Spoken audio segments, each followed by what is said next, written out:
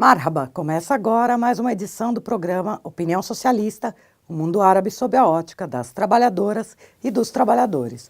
O programa vai ao ar sempre às sextas-feiras, às 14 horas. Confira nesta edição: cerco, bombardeios e massacre em Gaza. Palestinos resistem. A situação em Idlib, na Síria. No Iêmen, morte de crianças expõe a barbárie da guerra. E no momento cultural, homenagem ao intelectual Saad Shedid e protestos contra a presença de orquestra sionista na América do Sul. Agora, fique com a gente.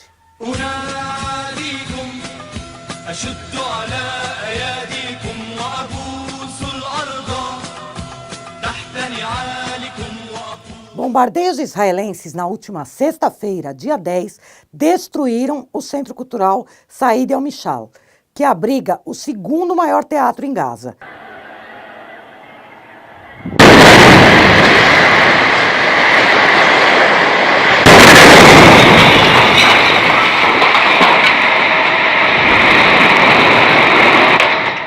Palestinos lamentaram a destruição em postagens nas redes sociais.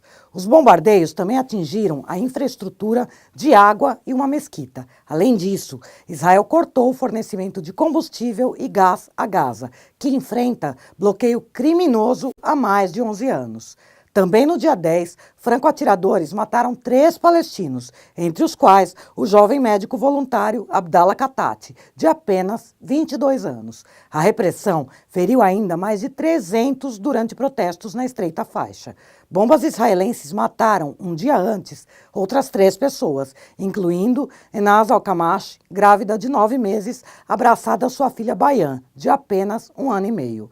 Declarações de lideranças sionistas sinalizam mais massacres em Gaza. Segundo o site de notícias Middle East Monitor, o ministro da Educação de Israel, Naftali Bennett, tem insistido que o Estado sionista deve jogar bombas sobre as cabeças das crianças palestinas que soltam as chamadas pipas incendiárias na busca por resistir aos massacres e ao cerco desumano a que estão submetidas desde que nasceram. É urgente cercar Gaza de solidariedade internacional. O jornalista Vitório Shams comenta sobre a situação em Idlib, na Síria.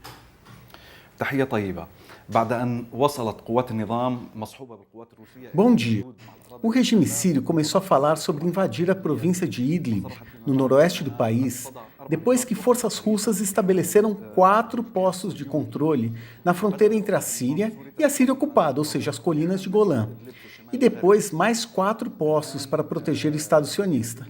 Hoje, 3 milhões de sírios vivem em Idlib. Mais da metade deles são refugiados devido à ação do regime sírio. Enquanto isso, o YPG, milícias curdas lideradas pelo partido PYD, ofereceu-se para ajudar o regime a atacar Idlib.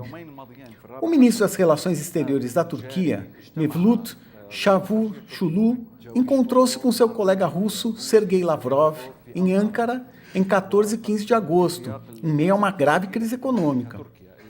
Çavuşoğlu disse que há grupos terroristas em Idlib, como Frente al-Nusra e outros. Sua declaração é estranha e um insulto. Estranha porque esses grupos utilizaram a fronteira turca para operar nos últimos anos. Insulto porque seu linguajar é igual ao do regime sírio, que destruiu cidades inteiras sob o pretexto de haver terroristas, o que significa que a Turquia está dando pretexto para o regime atacar Idlib. Aparentemente, os turcos estão negociando com os russos. A Rússia pode dar algo em troca aos turcos por Idlib.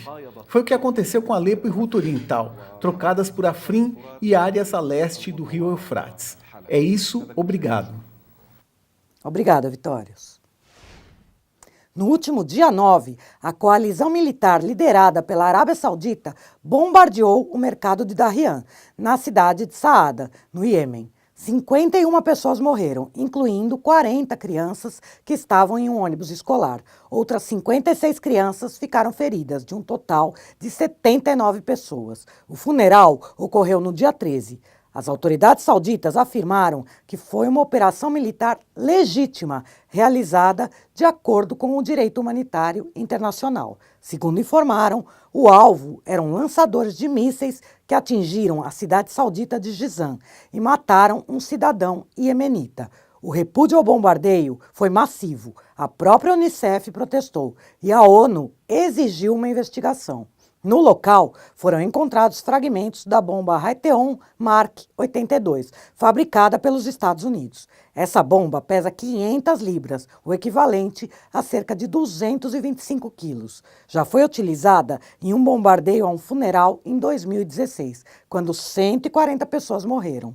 Informação relevante ainda é a relação entre o grupo Al-Qaeda na Península Arábica e a coalizão liderada pelos sauditas com o apoio dos Estados Unidos.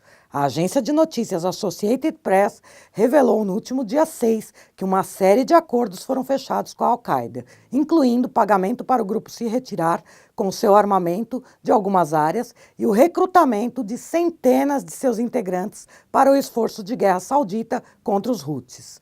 A reportagem aponta que todos esses acordos são de conhecimento do governo americano, que suspendeu os ataques de drones contra a Al-Qaeda. Por fim, a ONU está patrocinando negociações de paz, agendadas para 6 de setembro próximo, em Genebra. Na pauta, a formação de um governo provisório e o fim dos combates. No entanto, os Estados Unidos, o país mais influente na ONU, apoia a ofensiva da coalizão, que começou em março de 2015. Os sauditas já realizaram 16 mil ataques, há mais de 10 mil mortos e 2 milhões de feridos. Qualquer solução justa deve começar pelo fim da agressão saudita e pela retirada imediata de todas as forças estrangeiras do país. Somente assim, os iemenitas poderão exercer seu direito legítimo à autodeterminação. De origem libanesa, o intelectual em defesa da questão palestina Saad Shedid faleceu no último dia 8 de agosto, aos 89 anos de idade. Mesmo debilitado, manteve sua atuação para trazer ao público conhecimento sobre o tema, tendo garantido traduções de diversos livros sobre Palestina para o espanhol. Professor titular da Cátedra de Estudos Árabes Eduardo Said, da Universidade de Buenos Aires, Saad Shedid fundou em 2004 a editora Canaã, especializada em publicações sobre Palestina. Em 2017, foi fundamental para garantir a vinda à América do Sul do historiador israelense Ilan Pappé, ocasião em que foi lançado pela editora Sanderman o livro de sua autoria, A Limpeza Étnica da Palestina, em várias atividades na cidade de São Paulo. Saad Shedid reunia 9 mil títulos em sua biblioteca sobre estudos árabes e conquistou o respeito de renomados intelectuais que atuam em defesa da causa palestina. Fica aqui nossa homenagem. Não queremos apartheid israelense em nossos teatros. Esse é o recado que a América do Sul tem dado nos diversos países porque vem passando a Orquestra Sinfônica de Jerusalém.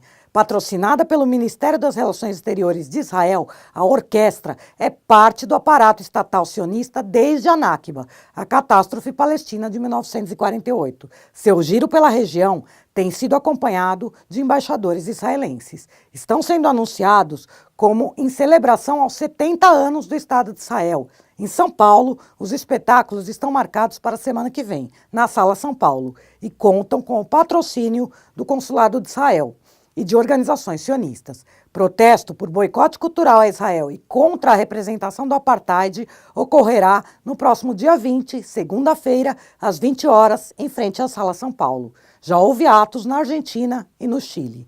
Enquanto Israel tenta normalizar o apartheid, dando-lhe feição cultural, destrói espaços do gênero na Palestina ocupada, como fez ao bombardear o Centro Cultural em Gaza. Chamamos todos e todas a se somarem e repudiarem a presença sionista na Sala São Paulo. Esta foi mais uma edição do programa Opinião Socialista, o mundo árabe sob a ótica das trabalhadoras e dos trabalhadores. Fique com a gente e acompanhe o nosso programa na nossa página no Facebook. Saura Ratanasser, Revolução até a Vitória.